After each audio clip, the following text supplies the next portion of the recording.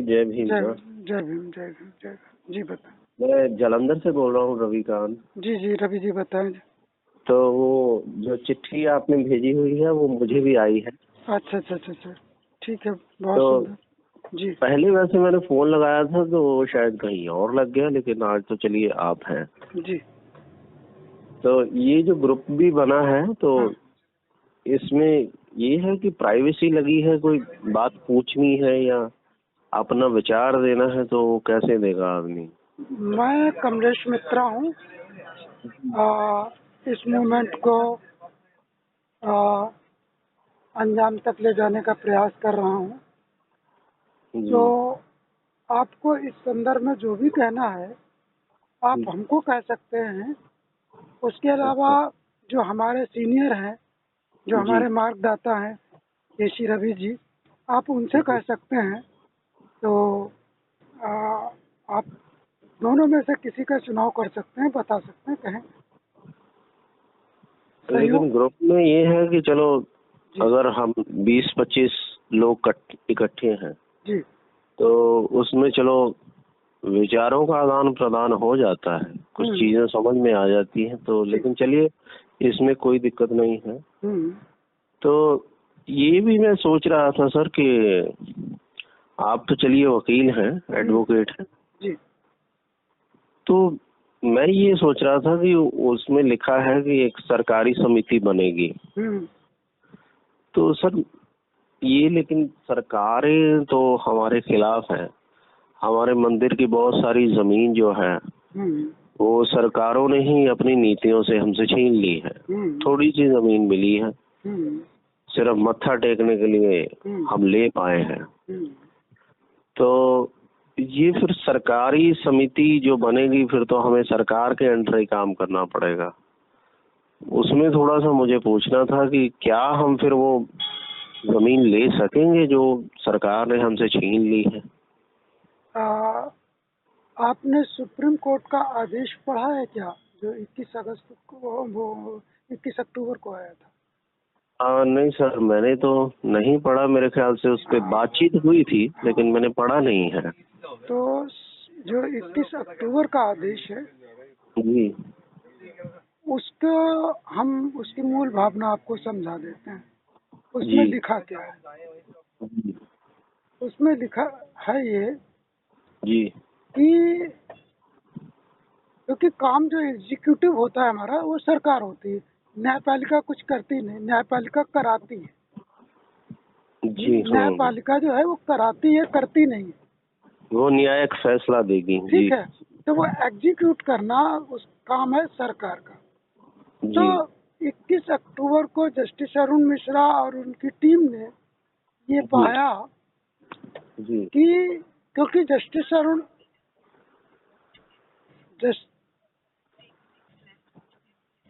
Justice Arun Mishra को ये बताया ही नहीं गया।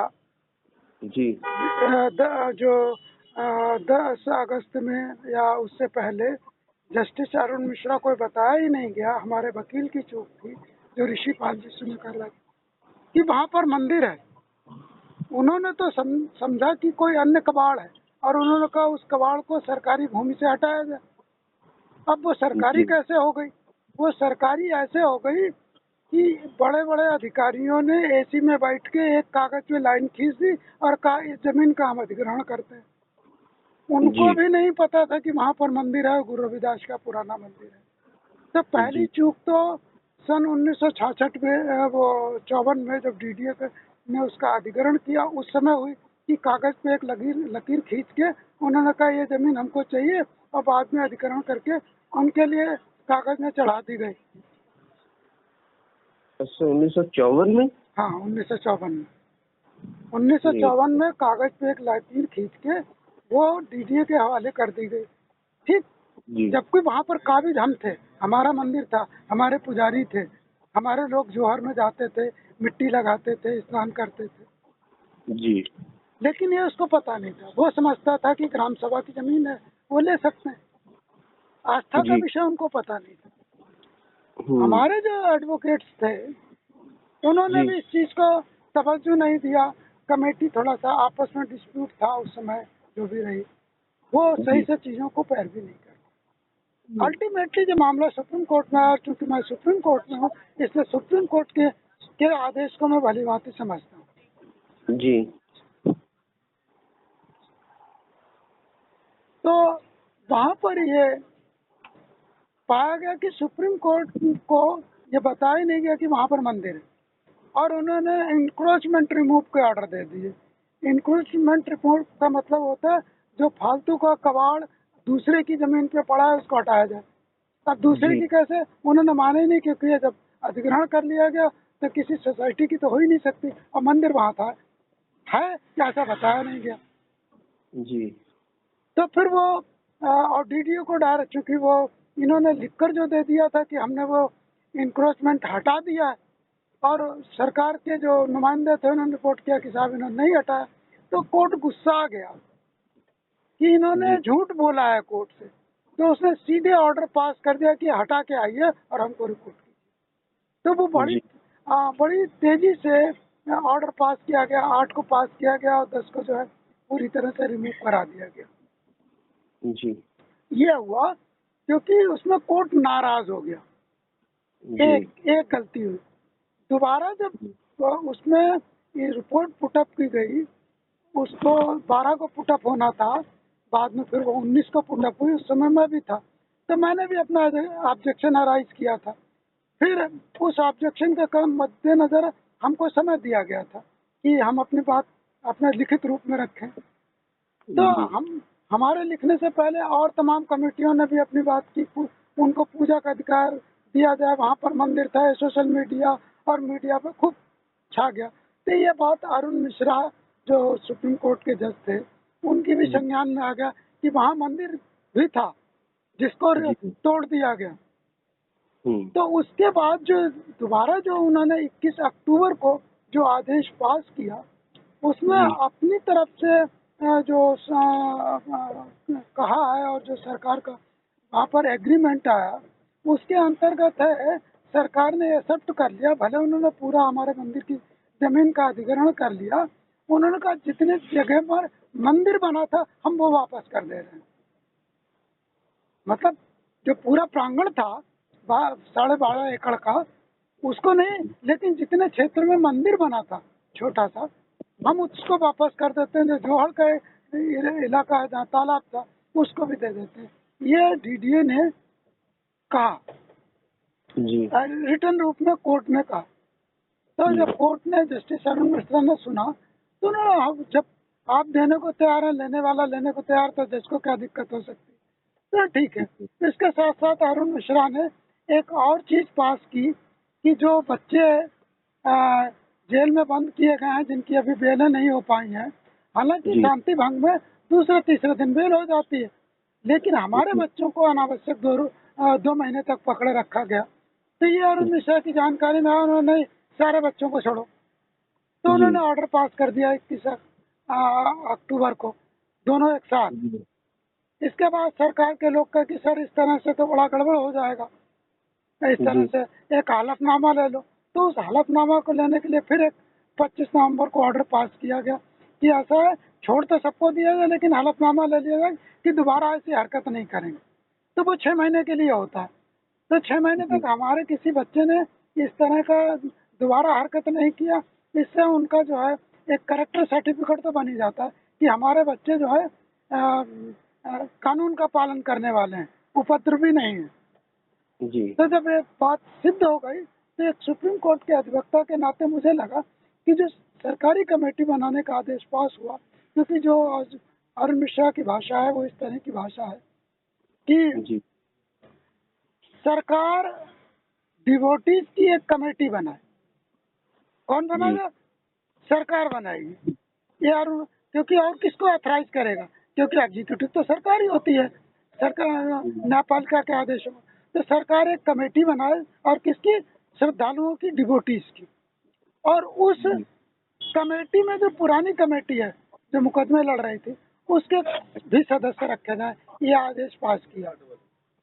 अब जिन्होंने जो क्या किया, कमेटी जो बनाई दिसंबर में, जी। 23 दिसंबर को जो ऑर्डर पास किया, 29 दिसंबर को मैंने 19 में एक क्वेश्चन अराइज कर दिया था हाउसिंग मिनिस्ट्री जिसने कमेटी बनाई। मैंने ये जी बताइए सर, 21 अगस्त के आंदोलन में जी 21 अगस्त के आंदोलन में जी लाखों लोग थे। उन जी लाखों बिल्कुल। लोगों की भीड़ में आपने 11 लोगों का सिलेक्शन कर दिया। ये मैंने प्रश्न उनसे पूछ लिया। क्या कोई हम्म, आपने नोटिफिकेशन किया कि भैया तुम लोग आओ और हम तुम्हारी कमेटी बनाएंगे? जी तो इसका जवाब, चूंकि उस समय कोरोना भी आ गया था, 3 साल बाद हमको मिला, जी जिसमें उन्होंने कहा कि कमेटी कैसे बनाई वो सरकार ने बनाई, उन्हें नहीं पता।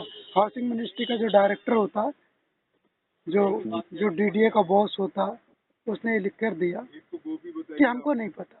मैंने पूछा क्या कोई नोटिफिकेशन किया? तो उसने कहा नहीं, मैंने नोटिफिकेशन भी नहीं किया। अब इसके जी बाद एक अधिवक्ता होने के नाते, और हमारी पिटीशन सबसे पहले पेंडिंग है, आज भी पेंडिंग है। मैंने अपना अपना WS दाखिल अभी तक कोर्ट में नहीं किया। जी हमने अभी उसके लिए कोर्ट को लिखा कि भाई आपने जो कमेटी बनी आई थी वो अभी तक एग्जीक्यूट नहीं करा पाई, आप सुप्रीम कोर्ट के आदेश के। तो जो सुप्रीम जी कोर्ट के रजिस्ट्रार होते हैं उनकी तरफ से मेरे पास लेटर है कि आप अपनी बात आकर कोर्ट में रखिए। तो मैं इस बात को कोर्ट में रखने की यदि आवश्यकता हुई तो रखूंगा। उससे पहले मैं ये चाहता हूँ, मेरी ऐसी इच्छा है, मेरा ऐसा प्रयास है कि जो ये 96 गुरबाई हैं जिनका त्याग दिखाई देता है, ये उस सरकारी कमेटी में हो तो और भी अच्छी बात होगी। जी तो ये हमारी मुहिम का अंग है कि हम उन 11 लोगों पर आपत्ति नहीं कर रहे, लेकिन इन 96 लोगों को जोड़ने की आवश्यकता महसूस करते हैं। या अन्य लोग, जैसे कि जो लोग यहाँ पर आए थे आंदोलन के लिए, उनके जलपान की व्यवस्था की, उनके रुकने की व्यवस्था जिन कमेटियों ने की, जी उनका भी तो कंट्रीब्यूशन हुआ ना। जी बिल्कुल। या जो पंजाब से या कहीं से लोग आए तो जी उनका बसों में लेकर आए तो उनका भी तो कंट्रीब्यूशन है। तो जिनका कंट्रीब्यूशन मेरी नज़र में आ जाएगा कागज पर, जी जैसे आपके लिए मैंने एक फार्म भेजा कि इसको भर के भेज दीजिए, अपनी सहमति भेज दीजिए। आप ही हमें बताएंगे, आप ही पहले विटनेस है कि साहब मैं किस मंदिर में रुका था, उन्होंने जी पानी पिलाया कि नहीं पिलाया, आप ही तो हमें बताएंगे। तो इसलिए सबसे पहले मैं आपको जोड़ लेना चाहता हूँ। अब फिर आप जी जिसको जिसकी गवाही लेते जाएंगे हम उसको भी जोड़ते जाएंगे। जी जब हमारे काउंसलर का चुनाव हो सकता है, विधानसभा के मेंबर का चुनाव हो सकता है, लोकसभा के मेंबर का चुनाव हो सकता है, तो हमारे मंदिर का चुनाव क्यों नहीं हो सकता है?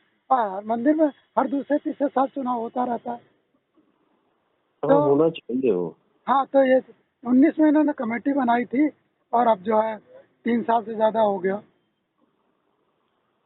जी तो ये चुनाव तो हो ही सकता है।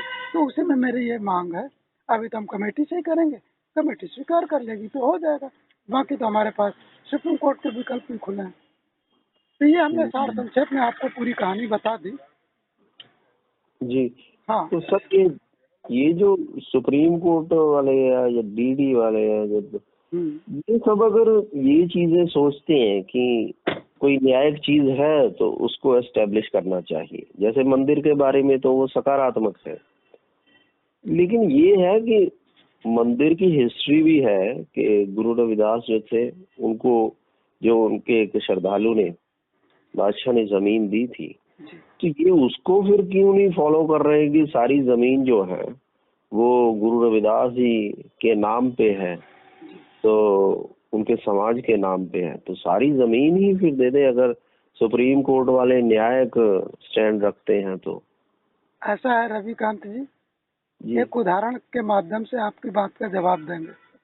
जी रोड पे आपने साहब भिखारी खड़े हुए देखे होंगे जी जो कहते हैं भीख दे दो। जी कुछ लोग वो जो है भीख के बल पे कोठी बना लेते हैं और कुछ जी लोग अपनी रोटी नहीं चला पाते, जी है ना। दोनों ही भिखारी हैं, एक के महल खड़े हो जाते हैं जी भीख भीख मांग के, और एक जो है अपनी रोटी नहीं चला पाता, अपना तन पे कपड़ा नहीं डाल पाता है। तो डिपेंड जी करता है मांगने की कला। जी तो यदि हमें मांगने की कला है तो हम DDA से फिर मांग लेंगे। हमें जी कला ही नहीं, हमारा संगठन ही नहीं, तो DDA क्यों देगा? उन्हें लगेगा संगठन में है, लोगों की जरूरत है, लोगों की श्रद्धा है, तो वो वापस कर देंगे। तो इसीलिए हमारे गुरु जी का जिसमें कहना है कि हम सबसे पहले अपनी संगत बढ़ाएंगे। जैसे जैसे 21 अगस्त को हमने अपनी संगत का एक परिचय दिया, हम दोबारा इसको परिचय देंगे। तो हम पहला काम है संगत बढ़ाना, उसके साथ साथ समाज को भी खड़ा करना है। उन्होंने एक झटके में हमारी जो है 21 अगस्त के आंदोलन को खत्म कर दिया, और उसके बाद जो है सरकारी समिति में जो जोड़े गए वो हमारे समाज के लोग हैं। लेकिन वो उस तरह से उन्हें मांगना ही नहीं है। मांगना क्या, समाज को जोड़ना भी नहीं है। 3 साल में ना वो समाज को जोड़ पाए, ना मांग पाए। तो इसलिए अब जो हमारे गुरुजी हैं वो जो है इस मुहिम को इन्होंने अपने हाथ में लिया और उनके सहयोगी हम बने हैं। तो हम इसको चला रहे हैं। तो जो आपने जो इच्छा व्यक्त कर रहे हो वो भी होगा। लेकिन सर इसमें एक दिक्कत है ना कि अगर आज हमारे जो गुरुजी हैं, मैं भी उनके बारे में नहीं जानता जी, अगर आज हम सोचते हैं कि उनके साथ संगत को जोड़ें, हाँ, और जो हमारे ये एकता है बढ़े उनकी अगुवाई में, तो ये तो फिर मेरे ख्याल से 50-60 साल लग जाएंगे। इसके ऑप्शन में मेरे ख्याल से अगर देखा जाए तो संगत से पहले से ही जुड़ी हुई है। हमारा जो वो आंदोलन था जी, तो इस बात का प्रतीक है कि गुरु रविदास को मानने वाले जो लोग हैं जी, ये एक हैं और बहुत बड़ी गिनती में एक है। तो वो काम तो हो चुका है। रविकांत जी, कुछ ऐसी गतिविधियां हुई हैं जो आपकी नजर में नहीं है। एक अधिवक्ता के नाते मेरी नजर में है, और जो लोगों को तकलीफ हुई वो समय समय पर मेरी संज्ञान में लाते रहे। तो 2019 के बाद भी कुछ ऐसी चीजें हुई हैं जिसमें जो आपने कहा कि हमारा संगठन तैयार है, लेकिन वो संगठन जो तैयार है वो दिखता नहीं है। दिखता भी है। अब देखिए, मैं एक बात सोच रहा हूँ कि जो अगुवाई है या हमारे जो प्रतीकात्मक चिन्ह है हमारी एकता के, वो तो गुरु रविदास जी हैं और हमारे समाज का एक नाम भी है, रुतबा भी है कि ये भाई दलित लोग जो हैं गुरु रविदास को मानने वाले, तो इनका एक रुतबा है पूरे भारत में। इस वजह से मैं बोल रहा था कि अगर सरकार को या प्रशासन को एकता दिखानी है, संगठन दिखाना है, तो हम संगठनात्मक तौर पर तो खुद को दिखा चुके हैं। वो काम तो हो चुका है। नहीं, जो काम हो चुका है उसी बेसिस पे तो आपको सरकार ने जो है ऊंट के मुंह में जीरा दिया है। सरकार जो जमीन ले लेती देती कहाँ है इतनी आसानी से। उसका कारण फिर सर और है। तो वो ऊंट के मुंह में जो जीरा दिखा है वो आपके संगठन की ताकत की वजह से ही दिखा है ना। तो उसको और अच्छा करने के लिए थोड़ा और अच्छे ढंग से करना होगा। उसका मेरे ख्याल से सर कारण ये है कि अगर हमारी इतनी ताकत के बाद भी सरकार ने हमें सिर्फ एक छोटा सा टुकड़ा दिया है, उसका कारण ये है कि ये सरकारें जो है, सुप्रीम कोर्ट जो है या और भी सारा शासन प्रशासन है, ये दलित विरोधी है और ये हमें न्याय नहीं दे सकते हैं। ऐसा है। यदि आपकी बात को सत्य भी मान लिया जाए तो यदि देश है तो सरकार भी होगी। सरकार हमारे पक्ष की होगी या विपक्ष की होगी। हर देश में सरकार होती है। तो हम सरकार के अस्तित्व को नकार नहीं सकते। सरकार तो रखनी पड़ेगी, किसी की रखे, किसी पार्टी की रखे। फिर वो सरकार हमारे फेवर में काम करती है कि डिसफेवर में करती है, ये दूसरा विषय। ये कुछ ऐसा है सर, फिर मेरे ख्याल से हमें राज्य की अवधारणा को समझना पड़ेगा। एक होता है विषय पॉलिटिकल साइंस। तो पॉलिटिकल साइंस विषय आपने पढ़ा है क्या? नहीं, मैं तो ज्यादा पढ़ा लिखा नहीं हूँ। मैं तो मैट्रिक तो मैं चाहूंगा कि आप आए यहाँ पर मंदिर में आए और बैठ के हम लोग आराम से तो ये बस मैं तो फिर यही कहूँगा कि जो समिति बन रही है उसमें ठीक है, सदस्य बनना सबको मंजूर हो, लेकिन हमारी तरफ से ये घोषित शर्त हो, हमारी ये अनाउंसमेंट हो कि हमें वो पूरी जमीन चाहिए। अगर सरकार ये जमीन देने के लिए वचनबद्ध, हाँ। बाद की समस्याएं हम देखेंगे। अगर वो वचनबद्ध है तो फिर हम ये सरकारी समिति बनाएंगे और जैसा सरकार कहेगी वैसा कर लेंगे कि वो सारी जमीन जो है वो समाज के नाम, वो देश की धरोहर है जी। उस तरीके से उसे देखना चाहिए और बनाना चाहिए। आइए मिल बैठ के 96 गुरु भाई बैठेंगे तो उसमें फिर जो निर्णय लिया जाएगा सर्वसम्मति से उस पर आगे काम करेंगे। जी बिल्कुल। मैं ऐसा इसलिए ये जो मतलब इतना क्लियरली मैंने कहा है, इसलिए कहा है हम आपकी भावना की कदर करते हैं और आप जैसा कह रहे हैं वैसा ही होगा। सभी का जो 96 गुरु भाइयों का सभी का त्याग है, उनका जो मत आएगा निकल कर उसी मत पर आगे बढ़ेंगे। हम तो भाई हम अधिवक्ता हैं तो हम तो अपने क्लाइंट की भावना को ही कोर्ट में कहते हैं ना। हम कहेंगे हमारे 96 गुरु भाई ऐसा चाहते हैं, हम उसी को आगे प्रोसीड करेंगे। जी बिल्कुल। हाँ, ये बात आपकी मुझे बहुत अच्छी लगी कि हमारी बात जो है अगर आप वहाँ पहुँचाएं जी तो फिर ये एक प्रैक्टिकली चीज हो जाएगी। क्योंकि मैं भी यही सोचता था कि हम जो चाहते हैं वो कैसे हम इस सरकार को बताएं और कैसे सुप्रीम कोर्ट को बताएं। जी जी, मैं हूँ ना उसके लिए। जी, बाकी सर ये है कि एक बात मुझे और भी अजीब लगी, मैंने वो पहली बार आपसे सुनी है जी जी। कि जो आपने बोला था कि हल्फनामा वहाँ एक बनाया गया था कि ये लोग जो आंदोलनकारी हैं कि ये दोबारा ऐसा कुछ नहीं करेंगे। तो क्या उस शर्त पे हमारी जमानत हुई थी या केस रद्द हुए थे? नहीं, देखिए जमानत का तो सीधे आदेश पास हो गए, लेकिन कोई क्या कहते हैं जुडिशरी में कोई गलत परंपरा ना पड़े तो उसको हाँ ले लेंगे, आज ले लेंगे। क्योंकि ये बात मुझे चोट कर गई कि हम देखा जाए तो हम वहाँ उपद्रवी नहीं थे।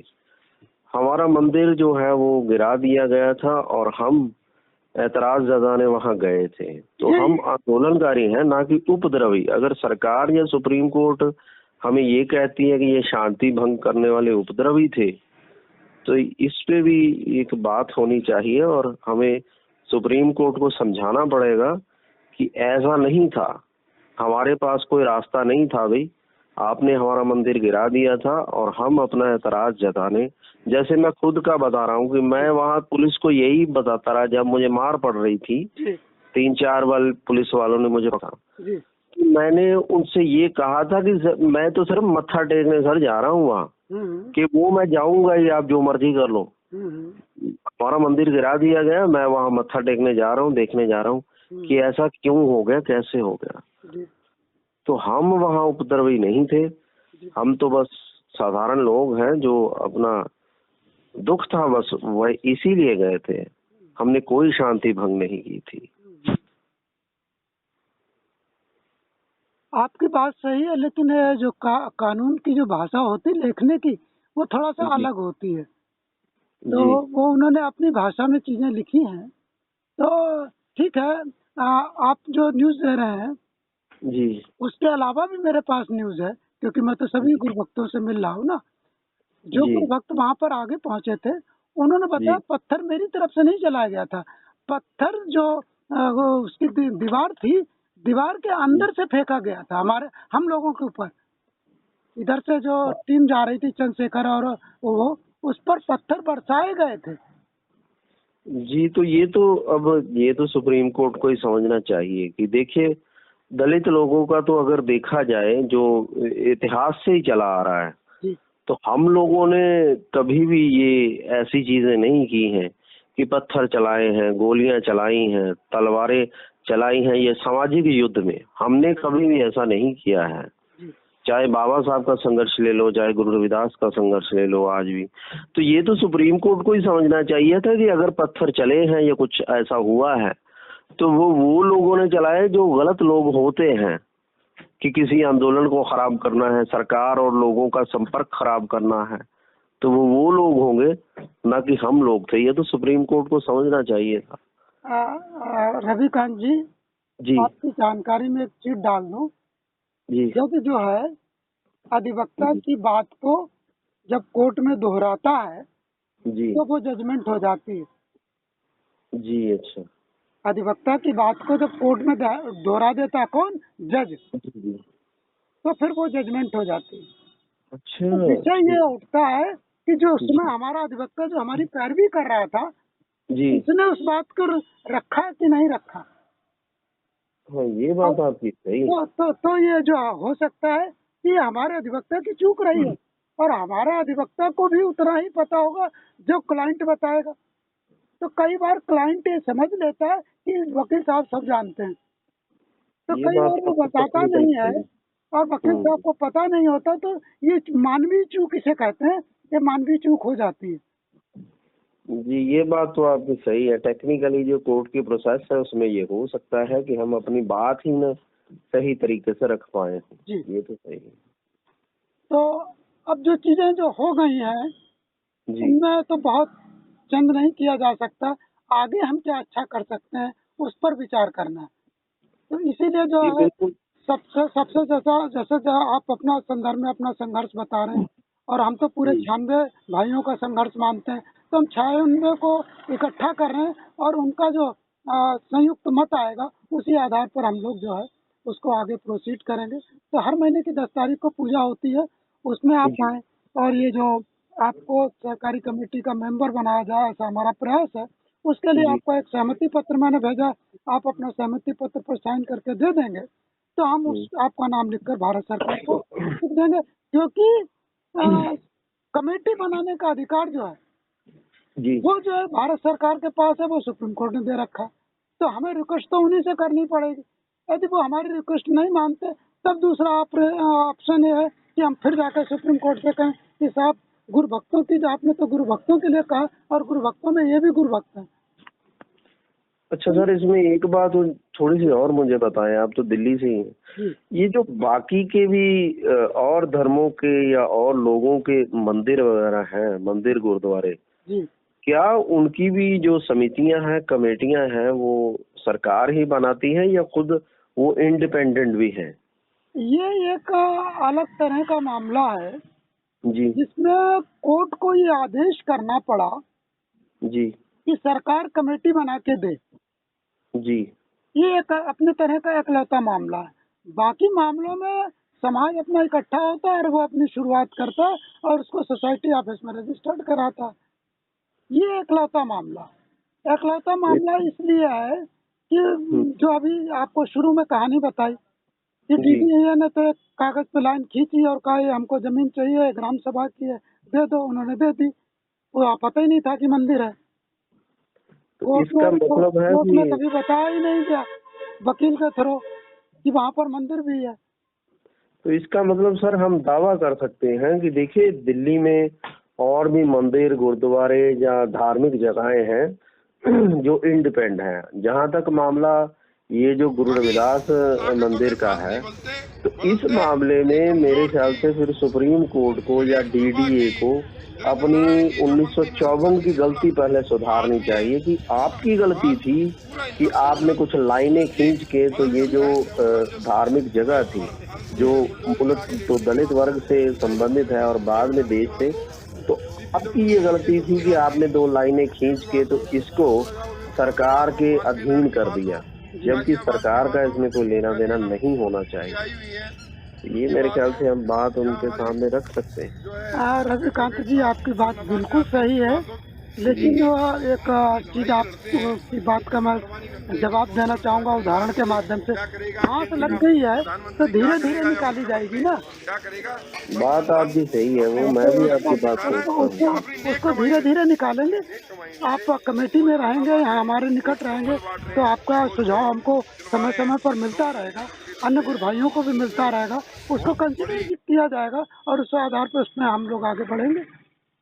जी, बस सर आखिरी बात ये है कि एक दिक्कत हमारी यहाँ बनेगी कि जैसे ये सरकारी समिति है, इसके सदस्य तो चलो बन जाएंगे, लेकिन ये बात जो हमारा मिशनरी समाज है ना, यहाँ पंजाब में भी है तो दिल्ली में भी है।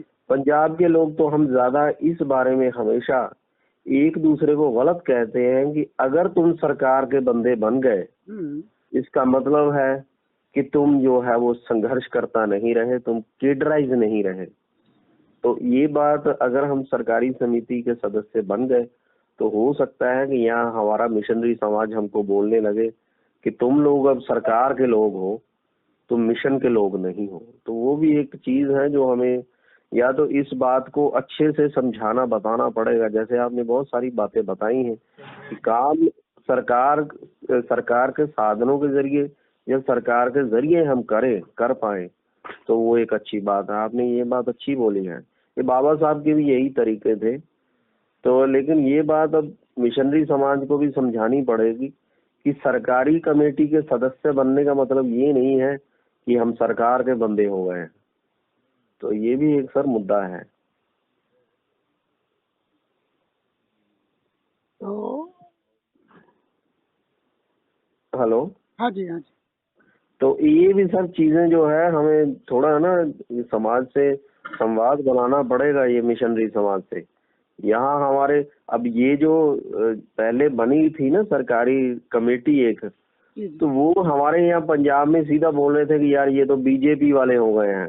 तो बीजेपी वाले हमारा मंदिर क्या बनाएंगे, पहले गिराएंगे फिर कैसे बनाएंगे वो। तो ऐसी चीजें जो हैं ये जो साधारण ही लोग एक दूसरे से बोलने लग गए थे। तो लेकिन इसमें सारी बातें ठीक है। मुझे आपकी बात तो काफी हद तक ठीक लगी कि अगर सरकार का पैसा और सरकार के आदेश हो, अगर सरकार से हम बनवा सकें जी। तो उससे तो अच्छी बात हो ही नहीं सकती। लेकिन ये है कि सरकार उसकी मालिक ना हो फिर कि ये जो हमारा मंदिर भव्य मंदिर वहां बने, तो लेकिन कल को ऐसा ना हो कि वहां सारे सरकारी ऑर्डर ही आए और सरकार ही सब कुछ निर्धारित करे कि क्या होना है कैसे होना है। तो इस धार्मिक जगह के मालिक जो हैं या तो दलित वर्ग के लोग हों और या फिर देश के लोग हों, दिल्ली के लोग हों। ऐसा कुछ होना चाहिए ना कि ये सरकारों पे तो वैसे मुझे भी भरोसा नहीं है। तो ऐसी चीजें हैं सर, ये भी थोड़ा इन पे विचार करना पड़ेगा। जी। जी इसीलिए हम आपको निमंत्रित करते हैं कि जी आप जून में आइए जी और अधिक से अधिक हमारे 96 गुरु भाइयों में से एकत्र होंगे।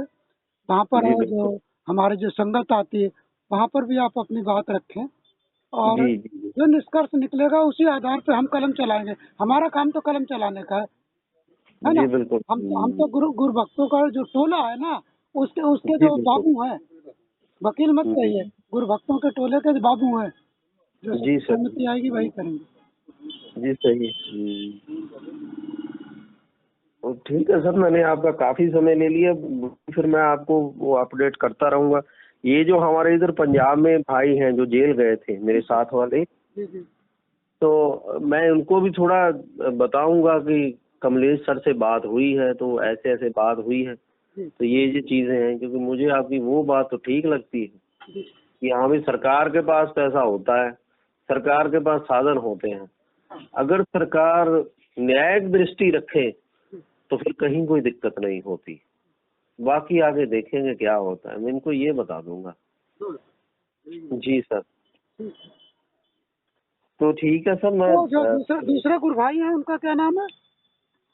ये जो हमारे संगरूर की तरफ से, तो ये पंजाब संगरूर की तरफ से हमारे मेरे ख्याल से 16-17 भाई हैं। उनमें से कुछ के नाम भी मुझे पता है। अच्छा, 16 राजपाल हैं, अपने साहब का सरपंच है। भाई हैं। तो ये भी अरेस्ट हुए थे क्या?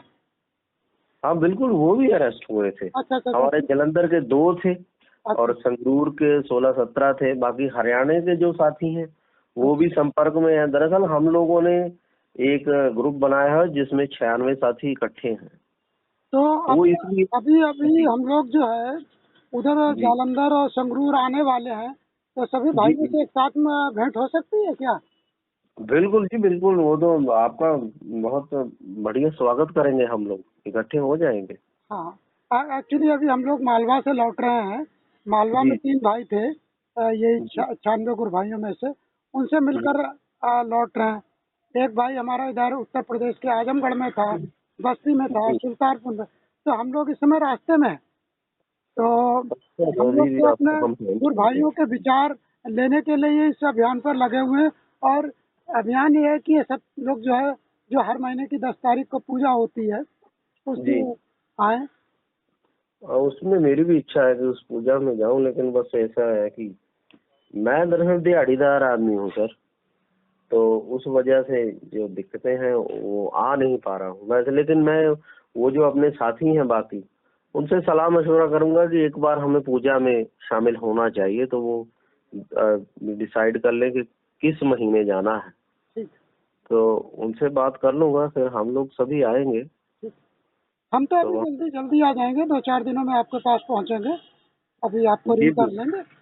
और फिर तो अच्छी बाकी बात बाकी है। बाकी भाइयों का अगर नंबर हो तो उनका नंबर भी जो आप हमारे साथ शेयर करा देंगे, तो हम उनसे बात कर लेंगे और बात करके वहाँ पहुँचेंगे। शंगरूर में तो बता देना आप, संगरूर से जी तो बिल्कुल, वो ऐसा करता हूँ सर। ये जो दरअसल पिछले महीनों में एक जरूरत बन गई थी कि 96 साथी जो है उनके नाम और नंबर चाहिए थे। हमारे एक इधर संत है, उन्होंने बोला था, तो तब का एक ग्रुप बनाया। तो अगर मैं आपका नंबर उस ग्रुप में ऐड कर दूं, तो फिर आपका जो जो संदेश है वो मेरे ख्याल से ये 96 साथी जो थे हम लोग, जी तो उनमें से बहुतों के पास आपका संदेश चला जाएगा। जैसे आपने बोला कि 4-5 दिन में आने का प्रोग्राम है यहाँ, जी जी। तो वो आप ही की तरफ से उन सबको पता चल जाएगा कि कमलेश सर जो है वो आने वाले हैं, तो फिर वो तो इकट्ठे हो सकते हैं। ठीक ठीक। अगर आप कहें तो मैं आपका नंबर उस हाँ, ग्रुप में। आप जोड़ दीजिए, नंबर जोड़ दीजिए। जी हाँ, फिर वो आपका संपर्क जो है वो सीधा बन जाएगा सभी साथियों के साथ। जी जी। ठीक है। जी जी सर। तो ओके सर, फिर मैं फोन काटता हूँ। फिर आपका बहुत समय ले लिया मैंने। कोई बात नहीं, कोई बात नहीं, हम तो आप ही लोगों की सेवा में हैं। जी और जी हमें बिल्कुल। तो समाज को जोड़ना है, संगत को जोड़ना है, ये हमारी ड्यूटी का पार्ट है। जी, उसके लिए आपका धन्यवाद कि अभी आप अभी भी मिशन के काम में लगे हुए हैं इस वक्त भी, तो उसके लिए धन्यवाद सर।